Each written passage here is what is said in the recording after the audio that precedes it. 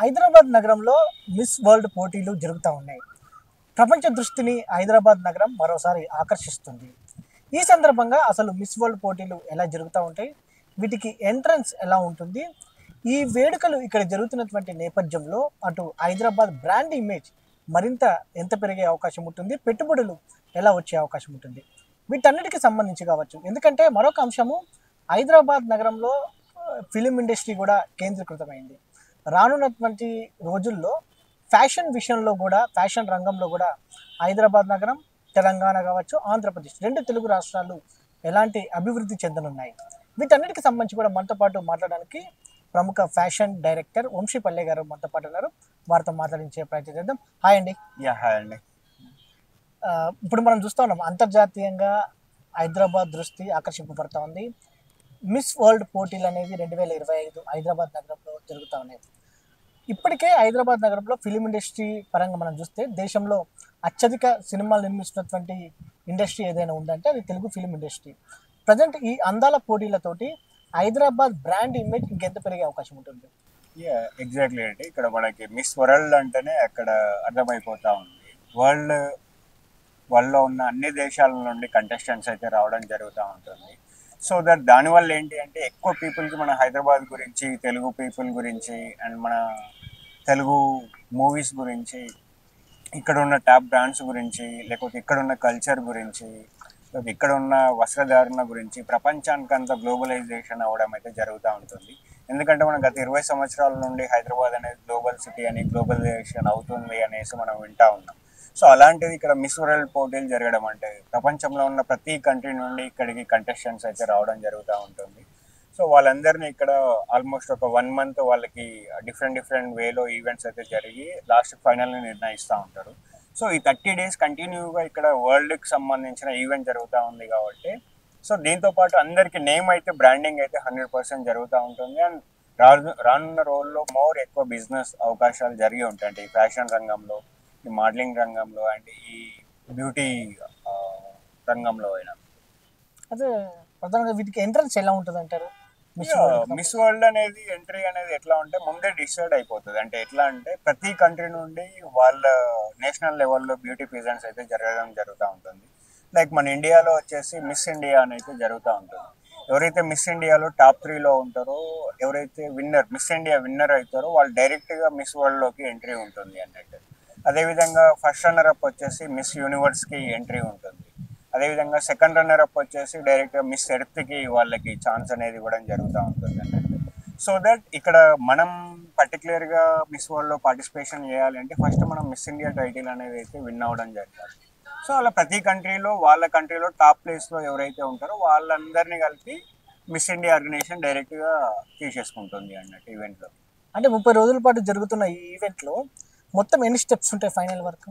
టోటల్గా అంటే నేను అటెండ్ అయిన ప్రకారం, నాకు వచ్చిన డీటెయిల్స్ ప్రకారం అయితే టోటల్ 22 ఈవెంట్స్ అయితే ఉన్నాయి. సో దీంట్లో మల్టిపుల్ యాక్టివిటీస్ ఉంటాయి అన్నట్టు. ఇక్కడ నాట్ ఓన్లీ బ్యూటీని తీసుకొనే కాకుండా వాళ్ళ ఐక్యూ లెవెల్స్ కానీ, వాళ్ళ కల్చర్ గురించి కానీ, లేకపోతే అదేవిధంగా వాళ్ళకున్న బ్యూటీ విత్ పర్పస్ అనేసి జరుగుతూ ఉంటుంది కదా. సో వీళ్ళు ఎంతవరకు సమాజానికి యూజ్ అవుతారు, ఒకవేళ ఈ అమ్మాయి విన్ అవుతే ఎంత యాక్టివ్గా ఉంటుంది అనేది కూడా చూడడం జరుగుతూ ఉంటుంది అన్నట్టు. సో దీన్ని బట్టే మార్క్స్ అనేది వాళ్ళకి ఇవ్వడం జరుగుతూ ఉంటుంది. అంటే రౌండ్స్ అంటే 22 రౌండ్స్ వరకు ఉంటుంది అంటారు. యాక్టివిటీస్ ఏమేమి ఉంటాయి అంటారు? సో దీంట్లో యాక్టివిటీస్ వచ్చేసి ఆల్ టైప్స్ ఆఫ్ యాక్టివిటీ. అంటే ఒక ఫ్యాషన్ షోకి, ఒక బ్యూటీ ప్రెజెంట్లో ఎలాంటి యాక్టివిటీస్ ఉండాలో అలాంటివి అన్నీ ఉంటాయి. అంటే లైక్ ఫస్ట్ అయితే ఇంట్రడక్షన్ రౌండ్ ఉంటుంది, తర్వాత వాళ్ళకి వాక్ రౌండ్ ఉంటుంది, దాని తర్వాత బిక్నీ రౌండ్ ఉండొచ్చు. అంటే మరి ఇండియాలో చేస్తున్నారు కాబట్టి ఉండొచ్చు, ఉండకపోవచ్చు, నాకైతే ఇంకా అది రాలేదు. సో అది కూడా ఉంటుంది. అదేవిధంగా టాలెంట్ రౌండ్ ఉంటుంది అండ్ నేషనల్ కాస్ట్యూమ్ రౌండ్ ఉంటుంది. అంటే ప్రతి కంట్రీకి సంబంధించిన అమ్మాయి వాళ్ళ నేషనల్ కాస్ట్యూమ్ను ప్రదర్శించాల్సి ఉంటుంది డిఫరెంట్ వేలో. అండ్ అదేవిధంగా లాస్ట్కి వచ్చేసి ఫైనల్ డే రోజు క్వశ్చన్ అండ్ ఆన్సర్ రౌండ్ కూడా ఉంటుంది అన్నట్టు. అండ్ అదే కాకుండా ప్రతి ఒక్క అమ్మాయికి పోర్ట్ఫోలియో కూడా రెడీ చేస్తారు అన్నట్టు. అంటే వాళ్ళు ఫొటోస్ దిగితే ఎంత బ్యూటీగా ఉన్నారు, ఫోటోజెనిక్గా ఉన్నారు అనేది కూడా చూడడం జరుగుతుంది. సో దీంట్లో ప్రతి ఒక్క స్టేజ్లో వాళ్ళకి మార్క్స్ అనేది ఇవ్వడం జరుగుతూ ఉంటుంది. ఫైనల్ స్టేజ్లో ఎవరైతే జడ్జెస్ ఉంటారో వాళ్ళు అడిగే క్వశ్చన్స్కి ఆన్సర్ చెప్పే విధానాన్ని బట్టి కూడా ఫైనలిస్ట్ని నిర్ణయించడం జరుగుతూ ఉంటుంది అన్నట్టు. అంటే ప్రధానంగా ఈ పోటీలకు సంబంధించి ఒక రకంగా ఒక ఆసక్తి ఉంటుంది. ఓకే. మోడలింగ్ రంగంలో మీరు కూడా ఉన్నారు కాబట్టి, ఫ్యాషన్ డైరెక్టర్గా ఉన్నారు కాబట్టి, మొన్నటి వరకు మనం చూసాము భారత్ పాకిస్తాన్ సరిహద్దులో కొంత ఉద్రిక్త వాతావరణం. ఎగ్జాక్ట్లీ. ఒక రకంగా ఆహ్, ఆ అంశాలు హైలైట్ కావడం వల్ల కొంత ప్రచారం తగ్గిందని భావించవచ్చు అంటారా? ఎస్. మిస్ వరల్డ్ పోటీలకు. ఎస్, ఎగ్జాక్ట్లీ అండి. అంటే ఎందుకు అంటే ఇది వరల్డ్ వైడ్ వార్ అనేది వరల్డ్ వైడ్ ఇంకా ఎక్కువ ఉంటుంది కదా. అంటే వార్ జరిగినప్పుడు ప్రతి మన ఓన్లీ కంట్రీలోనే కాకుండా ప్రతి కంట్రీ మీద ఎఫెక్ట్ అవ్వడం జరుగుతూ ఉంటుంది. అందులో ఇండియా అనేది ఇంకా టాప్ 5లో ఉంది, టాప్ 3లో ఉంది, 5లో ఉంది ఎకనామికల్లీ. సో దట్ ఇలాంటి టైంలో యుద్ధం జరిగినప్పుడు వాళ్ళకి ఫైనాన్షియల్గా చాలా లాస్ అనేది జరుగుతూ ఉంటుంది. అండ్ అది వరల్డ్ వైడ్ చూసుకున్నప్పుడు. అండ్ ఇండియాలో చూసుకున్నప్పుడు ఏంటంటే అందరూ ఒక సెంటిమెంట్తోనే ఉన్నారు. అంటే పాకిస్తాన్ నుండి కొన్ని తరాలుగా మన టెర్రరిస్టుల ఉగ్రవాదం వల్ల అంటే చాలా పోస్ట్‌పోన్ సఫర్ చేయమని కూడా అవుతా చాలా మంది ఉన్నారు. అడిగారు కదా! ఎగ్జాక్ట్లీ అండి. ఇది యాక్చువల్గా మనకి మిస్ వరల్డ్ అనేది గత 45 రోజుల నుండి జరుగుతూ ఉంది. అంటే మార్చిలో నుండే దీని గురించి డిస్కషన్ జరుగుతూ ఉన్నది. ఎవరైతే గవర్నమెంట్ అఫీషియల్ అయిన మన స్మితా సబర్ వాళ్ళ ప్రోద్బలంతో ఇది ఎక్కడ మన హైదరాబాద్కి రావడానికి ఛాన్స్ ఉంది అన్నట్టు. బట్ వచ్చిన తర్వాత కూడా యుద్ధం అనేది మనకి ఇక్కడ పెహల్గామ్ అటాక్స్ మనకి ఏప్రిల్ 22 రోజు జరిగాయి. సో దీనికంటే ముందే 45 డేస్ ముందే ఉన్నారు వీళ్ళు. దానికి సంబంధించిన అన్ని ఏర్పాట్లను చేసుకోవడం జరిగింది. అండ్ దీంట్లో కరెక్ట్గా చెప్పాలంటే మన గవర్నమెంట్ కూడా ఇన్వాల్వ్ అయ్యి ఉన్నది అన్నట్టు, తెలంగాణ గవర్నమెంట్ అసలు టూరిజం నుండి. అసలు ప్రధానంగా ఈ మోడలింగ్ రంగం కావచ్చు, ఈ ఫ్యాషన్ రంగంలోకి రావడానికి ప్రధాన అర్హతలు ఏమేమి ఉంటాయి? అంటే ఎవరికి అంటే మిస్ అర్హతలు మిస్ వరల్డ్ కావచ్చు, నార్మల్గా మోడల్ రంగం. అట్లా అట్లా క్యాలిక్యులేట్ చూసుకున్నప్పుడు మనకి ఇక్కడ టైప్స్ ఆఫ్ మోడలింగ్ అనేది ఉంటుంది అన్నట్టు. అంటే ఏమంటారు, ర్యాంప్ వాక్ మోడలింగ్ అనేసి ఉంటుంది, అదేవిధంగా కమర్షియల్ మోడలింగ్ అనేసి ఉంటుంది, అదేవిధంగా పార్ట్స్ మోడలింగ్ అనేసి ఉంటుంది, అదేవిధంగా కిడ్స్ మోడలింగ్ ఉంటుంది, ప్లస్ సైజ్ మోడలింగ్ ఉంటుంది. సో ఇక్కడ నేను చెప్పిన అన్ని స్టేజెస్ని చూసుకుంటే ప్రతి ఒక్కరికి ఛాన్స్ అనేది ఉంటుంది. ఇప్పుడు అడల్ట్ మోడలింగ్ ఉంది అంటే ఇప్పుడు 50-60 ఇయర్స్ ఉన్న వాళ్ళు ఉంటే మనం యాడ్స్లో చూసినప్పుడు చాలా మంది వాళ్ళు కనబడుతూ ఉంటారు. ఒకవేళ ర్యాంప్ వాక్ గురించి చూసుకోవాలి అనుకుంటే వాళ్ళ పర్సనాలిటీ అనేది మెయిన్ ఇంపార్టెంట్ ఉంటుంది, హైట్ అనేది కూడా ఇంపార్టెంట్ ఉంటుంది. అది కాకుండా కమర్షియల్ మోడలింగ్ అంటే ఏంటి అంటే మనము బుక్స్లలో మ్యాగజైన్స్లలో చూస్తూ ఉంటాం, యాడ్స్లలో చూస్తూ ఉంటాము. సో అక్కడ హైట్తో సంబంధం లేకుండా వాళ్ళ ఫేస్ ఫీచర్స్తోని అది హైలైట్ అవ్వడం జరుగుతూ ఉంటుంది. అదేవిధంగా ప్లస్ సైజ్ మోడలింగ్ అంటే ఏంటి అంటే ఇప్పుడు ఈ మధ్య కాలంలో ప్రపంచం మొత్తంలో ఒబియసిటీ అనేది ఎక్కువైపోయింది. సో నార్మల్గా లీన్ ఉండే వాళ్ళకంటే చూసుకున్నా కానీ ఎక్కువ ఊబకాయంతో ఉన్న వాళ్ళే ఉంటున్నారు. సో దట్ వాళ్ళకి సంబంధించిన ప్రొడక్ట్స్ని మనం ప్రమోట్ చేయాల్సినప్పుడు అదే ప్లస్ సైజ్ మోడల్తో మనం ప్రమోట్ చేయాల్సి వస్తూ ఉంటుంది అన్నట్టు. ప్రజెంట్ అయితే ప్లస్ సైజ్ మోడలింగ్కి చాలా భూమి ఉంది అన్నట్టు. సో అట్లా ఇక్కడ అన్ని స్టేజ్ల వాళ్ళకి మోడలింగ్లో అవకాశాలు ఉంటాయి. బట్ ఎక్కువ ర్యాంప్ వాక్ అండ్ ఫోటోషూట్లో చేసే మోడల్స్కి మాత్రం కంపల్సరీ ఫిజిక్ ఉండాలి, మంచి హైట్ ఉండాలి, ఫేస్ ఫీచర్స్ ఉండాలి. అయితే మనం చూస్తా ఉన్నాము తెలుగు ఫిలిం ఇండస్ట్రీకి తెలుగు యువతులు అంటే ఏదైతే అమ్మాయిలు రావడం అనేది చాలా తక్కువగా ఉంటుంది. అవును. అలాంటిది ఈ ఫ్యాషన్ రంగం పైన ఏమైనా ఆసక్తి చూపిస్తున్నారంటారా? ఎవరు? మన యువత. మన యువత ఆబ్వియస్లీ అండి. అంటే ఒకప్పుడు దీనికి పర్ఫెక్ట్ ఎగ్జాంపుల్ ఏంటి చెప్పాలి అనేసి అనుకుంటే, ఒకప్పుడు మన ఫ్యాషన్ బ్యూటీ ఇండస్ట్రీ వచ్చేసి 2000 ఇయర్లో వచ్చేసి ఒక 1000 crores బిజినెస్ మాత్రమే ఉండేది. సో ఇప్పుడు వచ్చేసి ఏంటి అంటే 1 మిలియన్ 10 లక్షల కోట్ల బిజినెస్ అయిపోయింది ఇప్పుడు బ్యూటీ ఇండస్ట్రీ అనేది. సో దట్ ఇక్కడ మోడలింగ్ అనేదాన్ని ఒక పార్ట్ టైం జాబ్ లాగా, పార్ట్ టైం హాబీ లాగా ట్రై చేస్తూ చాలా మంది యువకులు అంటే యంగ్ పీపుల్ ఎవరైతే ఉంటారో వాళ్ళందరూ ఉంటున్నారు. చాలా పేరెంట్స్ కూడా ప్రోత్సహిస్తూ ఉన్నారు. ఎందుకంటే ఇప్పుడు సమ్మర్ టైం కాబట్టి చాలా మంది సమ్మర్ క్రాష్ కోర్స్లో జాయిన్ అయిపోయి ఒక స్కిల్ నేర్చుకొని ఉంటే ఇది మనకి ఎక్స్ట్రా ఇన్కమ్ జనరేట్ చేసుకోవడానికి ఛాన్స్ ఉంటుంది అనేసి చాలా రెగ్యులర్గా ఎవ్రీ ఇయర్ నార్మల్గా ఉండే డేస్ కంటే సమ్మర్లో ఎక్కువ స్టూడెంట్స్ అయితే జాయిన్ అవ్వడం జరుగుతూ ఉంటుంది మన హైదరాబాద్ మోడల్స్లో అయితే. సో నా ఉద్దేశం ప్రకారం అయితే మేము స్టార్ట్ చేసినప్పుడు గత 15 ఇయర్స్ నుండి ఎవ్రీ ఇయర్ స్టూడెంట్స్ అనేది ఇయర్ వైజ్ జాయిన్ అవ్వడం అనేది ఎక్కువ పెరుగుతూ ఉంది. నాట్ ఓన్లీ మన స్టేట్ అనే కాకుండా ఇండియా వైడ్ ఫ్యాషన్ కల్చర్ మీద ఎక్కువ భూమి అయితే ఉంది. అంటే ఇది కూడా ఒక రియల్ ఎస్టేట్కి ఎంత భూమి ఉందో, ఒక సాఫ్ట్వేర్ కంపెనీకి ఎంత భూమి ఉందో, ఒక ఫార్మా కంపెనీకి ఎంత భూమి ఉందో, ఫ్యాషన్ ఇండస్ట్రీలో కూడా చాలా రకాలైన జాబ్స్ ఉన్నాయి, చాలా మందికి ఉపాధి అవకాశాలు ఉన్నాయి. అండ్ కొంచెం క్రియేటివిటీ ఉండి కొంచెం మన ఫిజిక్ మెయింటైన్ చేసి మన బ్యూటీని మెయింటైన్ చేస్తే ఎవరైనా ఈ రంగంలో అయితే రాణించవచ్చు.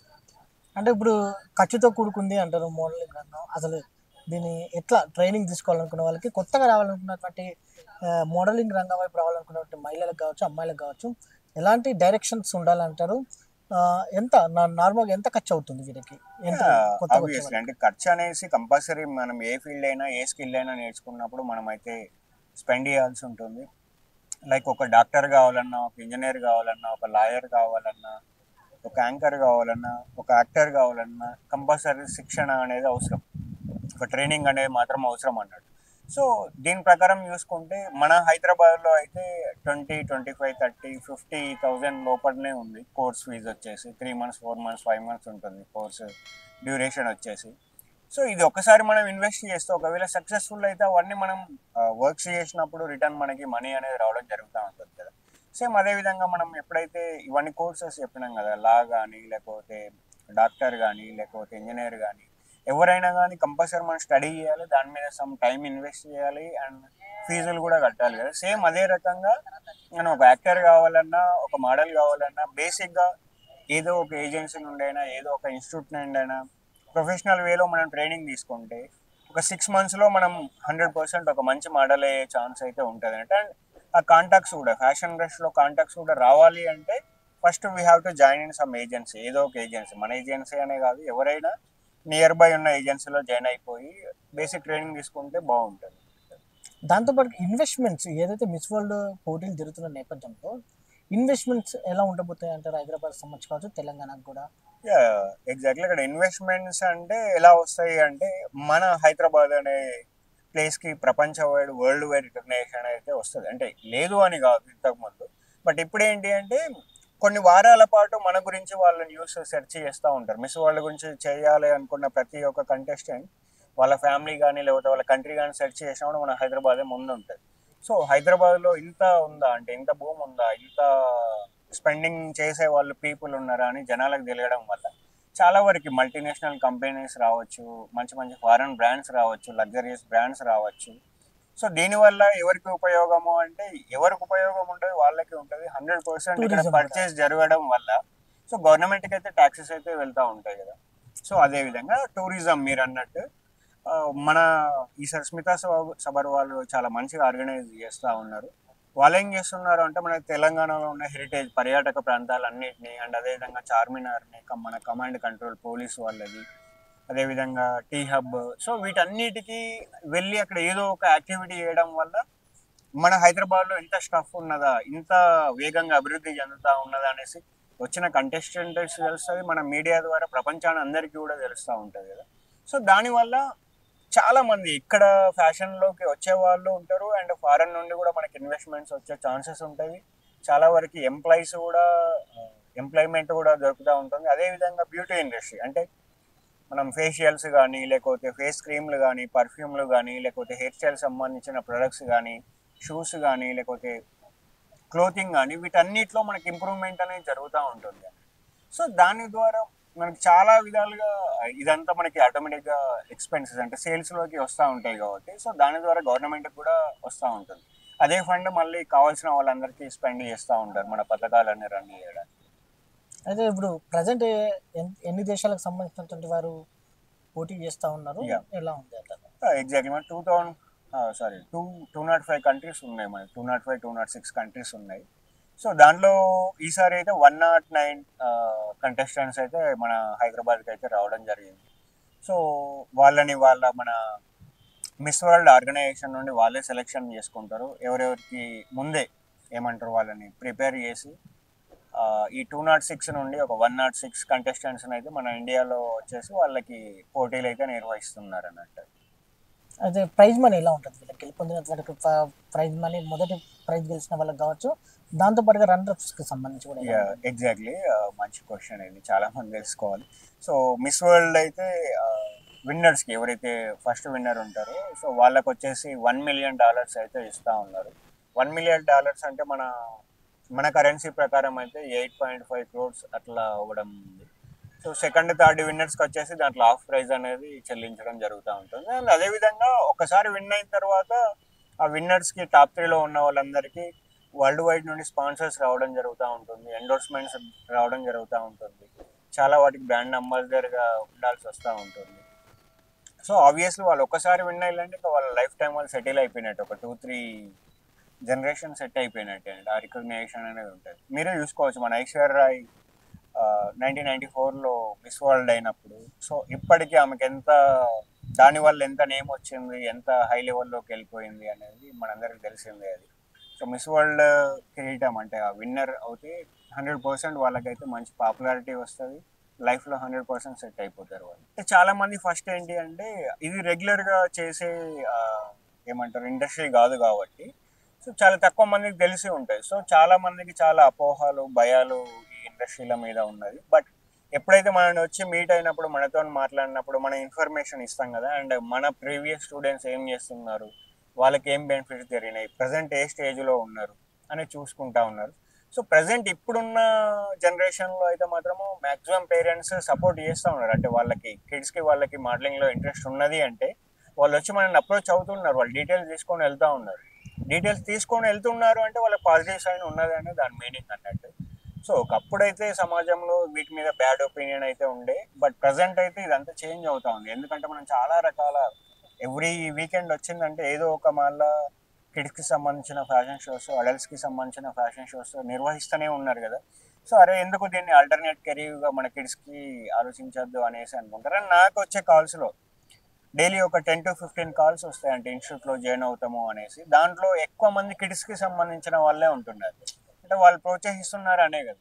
అంటే సో మీరు దీని మీద కొంచెం అవేర్నెస్ క్రియేట్ చేస్తే 100% ఇంకెక్కువ పీపుల్ వచ్చే ఛాన్స్ ఉంటుంది అన్నట్టు. అయితే మీరు చెప్పారు ముందుగానే ఏ దేశానికి సంబంధించి ఆ దేశంలో ఇప్పుడు మన దేశంలో జరిగిందంటే మిస్ ఇండియా అవును పోటీకి సంబంధించి గెలుపొందిన వారు ఆ దేశంలో గెలిచినటువంటి వారు ఉంటారు. అవును ఫస్ట్ 3 మెంబర్స్ని తీసుకుంటారు అనేది. అవును గెలిచిన తర్వాత మిస్ వరల్డ్ పోటీలకు రావడానికి వీళ్ళ హ్యాండ్ ఓవర్లోకి మొత్తం మిస్ వరల్డ్ ఏదైతే ఆర్గనైజేషన్ ఉందో Yeah. వాళ్ళ హ్యాండ్ ఓవర్లోకి వీళ్ళందరూ వెళ్ళిపోతారా? యా అవును ఎన్ని రోజుల పాటు వాళ్ళకి అక్కడ మళ్ళీ ట్రైనింగ్ ఉండే అవకాశం ఉంటుంది?